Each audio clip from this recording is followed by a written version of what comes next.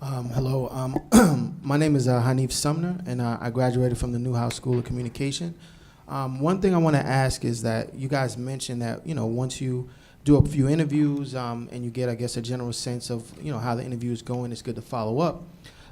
If you've done a few interviews, if you've gone to a second round, if you've had a good rapport, and you feel that you've snagged a job, but then you don't hear back from the recruiter, like, how do you know, how can you better your interview process if you don't get any feedback?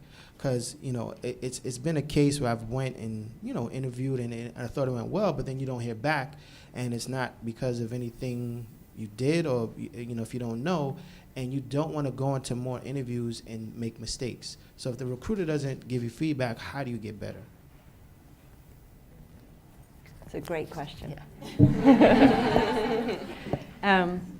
So that one of the challenges that we find is where you're restricted in what you can give as feedback. Mm-hmm. So that can be challenging. I think one of the big things I would say is really have your own radar on. Like, I mean, you can feel things go really well, right? But I think really sort of very good tip, when you come away from interviews, put notes down straight away, right? Don't, within the hour. So they often say that you'll retain the most. Just write everything down that you can, and you'll start to build a little bit of a picture. And I think you'll get snippets of feedback, or you'll sense from people what's resonating, and build on those pieces. You can absolutely ask for feedback, but sometimes it can be challenging to give.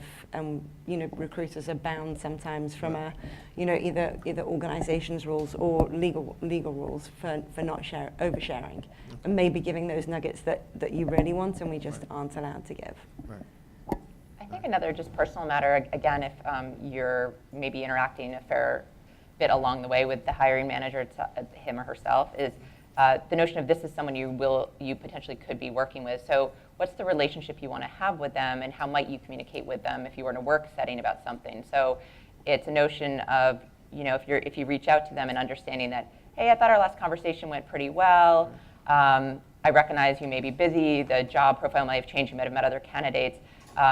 Is there any update you could provide, or anything, just in a way that doesn't, feel like you're impeding on, like you need to let the hiring manager have the time to interview other candidates, because that's part of the whole thing. But at the same time, in recognition of you're a little bit advocating for yourself to say, hey, I'm a peer, or I'm a colleague and potential colleague, and I recognize that you may be really busy. I just want a little bit of information. Yeah, definitely have sympathy for their job, because you don't want to Yeah. pester, but like everyone here, there's a fine line between being over persistent and following up, and it's kind of hard to figure where that is. It's completely So- understandable. Totally. And one thing that we didn't talk about was sort of sending thank you notes.